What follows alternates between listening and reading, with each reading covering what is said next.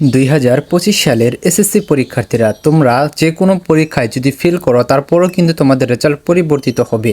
তো কিভাবে তোমরা তোমাদের রেজাল্টটি পরিবর্তন করে পাস করতে পারবা সেটি আজকের এই ভিডিওতে তোমাদের মাঝে উপস্থাপন করব। তো তোমরা যারা শিক্ষার্থীরা রয়েছ, তোমরা যারা আমাদের ভিডিওটি দেখতেছো অবশ্যই প্রথম থেকে শেষ পর্যন্ত দেখবা এবং কোনো জায়গা থেকে তোমরা স্কিপ করবে না, তাহলে কিন্তু পুরোপুরি বুঝতে পারবা না। বুঝতে অসুবিধা হলে এটা কিন্তু তোমাদের জন্যই ক্ষতি। তো তোমাদের অবশ্যই জানতে হবে যে আসলে কীভাবে রেজাল্ট পরিবর্তন করা যায়। তো তোমরা যারা শিক্ষার্থীরা রয়েছে আমাদের চ্যানেলটি যারা এখনও সাবস্ক্রাইব করো নাই, শিক্ষা সম্পর্কিত সকল তথ্য, তোমাদের এসএসসি পরীক্ষার সকল ধরনের টিপস, পাশাপাশি পরীক্ষার পর তোমাদের রেজাল্টের পর কলেজে ভর্তির সময় যত কিছু প্রয়োজন হবে, কখন কী করতে হবে, এ টু জেড আমাদের চ্যানেল থেকে কিন্তু তোমরা পেয়ে যাবা। কাজে অবশ্যই আমাদের চ্যানেলটি সাবস্ক্রাইব করে পাশে থাকা বেল আইকনটি বাজিয়ে দিয়ে রাখো এবং আমাদের ভিডিওটি তোমাদের বন্ধুদের মাঝে শেয়ার করে দাও যাতে তারা উপকৃত হতে পারে। সো আসো আমরা মূল বিষয়ে চলে আসি। আরেকটা কথা হচ্ছে যে তোমাদের যদি কোনো প্রশ্ন থাকে অবশ্যই আমাদের ফেসবুক পেজে তোমরা মেসেজ দিয়ে জিজ্ঞেস করতে পারো। ফেসবুক পেজের লিঙ্ক অবশ্যই এই ভিডিওর প্রথম কমেন্টেই দেওয়া থাকবে। তোমরা অবশ্যই ফলো দিয়ে রাখবে একটা করে, কারণ এটাও তোমাদের প্রয়োজন হবে। তো দেখো, তোমরা যারা শিক্ষার্থীরা রয়েছ, তোমাদের যে এসএসসি পরীক্ষা, এই এসএসসি পরীক্ষা কিন্তু প্রায় শেষের দিকে চলে এসেছে। তো এখন অনেক শিক্ষার্থী কিন্তু এই পরীক্ষাগুলো খারাপ দিয়েছে। অঙ্ক পরীক্ষা খারাপ হয়েছে, ইংরেজি পরীক্ষা খারাপ হয়েছে, অনেকের বাংলা পরীক্ষা খারাপ হয়েছে, বা তোমাদের গ্রুপের যে বিষয়গুলো রয়েছে সেগুলোও কিন্তু অনেকের খারাপ হয়েছে, এরকম কিন্তু তোমরা বলতেছ। তো বেশিরভাগ শিক্ষার্থীদের খারাপ হয়েছে কিন্তু এমসিকিউতে কিন্তু অনেক শিক্ষার্থী ভালো রেজাল্ট করেও কিন্তু পাস করতে পারবে না। মানে তোমাদের 30টা এমসিকিউ এর মধ্যে 25টা 29টা হবে, তারপরেও কিন্তু তার ফেল চলে আসবে। তারপর লিখিতেও এরকম হবে। তো এটার কারণ কি সেটাও কিন্তু আজকের ভিডিওতে উপস্থাপন করতেছি। তো দেখো, তোমরা যারা শিক্ষার্থীরা রয়েছে, তোমাদের প্রথমে রেজাল্ট পরিবর্তনের কথা বলি যে তোমাদের রেজাল্ট পরিবর্তনের ওয়ে কয়টা।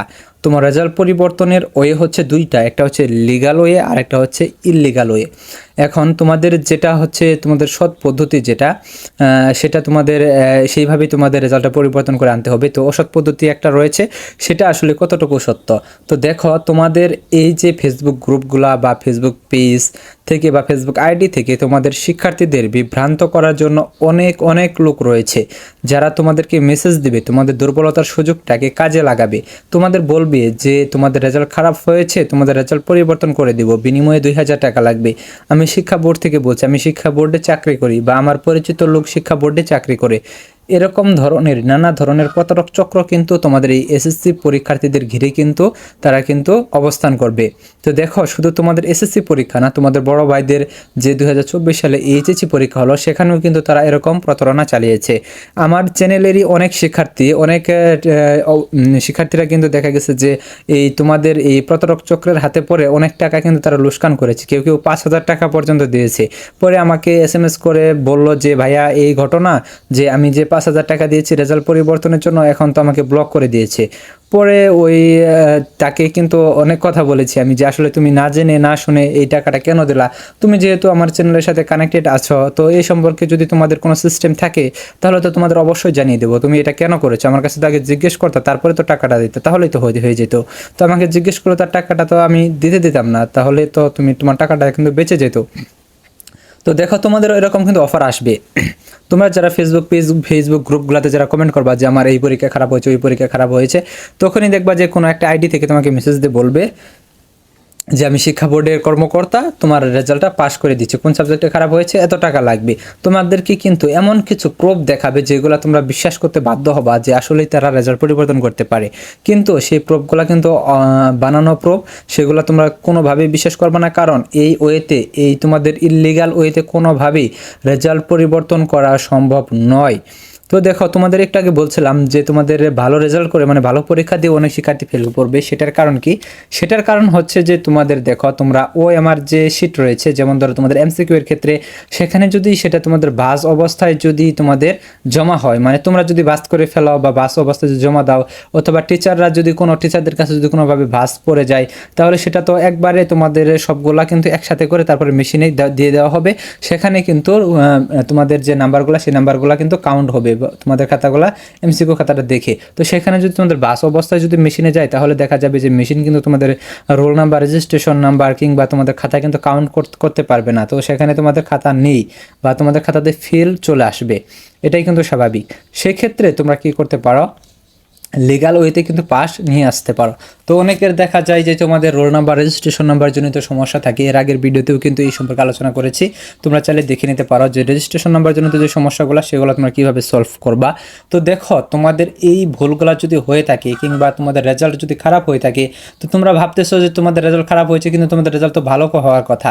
অনেক শিক্ষার্থী রয়েছে যারা সকল সাবজেক্টে A+ পেয়ে একটা সাবজেক্টে ফেল করে, সেক্ষেত্রে আসলে সে ফেল করার দেখা যায় যে ভালো পরীক্ষা দিয়েছে তারপরেও ফেল করে, কিন্তু এখানে কি সে খারাপ পরীক্ষা দিয়েছে সেই জন্য ফেল করে না, তার হয়তো বা কোনো ত্রুটি রয়েছে, হয়তো বা MCQ বা ভুল করেছে অথবা লিখিতই ভুল করেছে, রোল নাম্বার রেজিস্ট্রেশন নাম্বার বিষয় কোড বা সেট কোড যে কোনো একটিতে সে অবশ্যই ভুল করেছে, যার কারণে কিন্তু তার রেজাল্টটা ফেল চলে আসছে। তো দেখো তোমাদের যদি এরকম ফেল চলে আসে তাহলে তোমরা রেজাল্টটা কীভাবে পরিবর্তন করবা সেটা তোমাদের বুঝিয়ে বলছি। তো সেক্ষেত্রে তোমাদের রেজাল্ট পরিবর্তনের সিস্টেম হচ্ছে একটাই, সেটা হচ্ছে লিগ্যাল পদ্ধতি বোর্ড চ্যালেঞ্জ। তো বোর্ড চ্যালেঞ্জের মাধ্যমে কিন্তু প্রত্যেক বছর কিন্তু হাজার হাজার শিক্ষার্থীদের রেজাল্ট কিন্তু পরিবর্তিত হয়।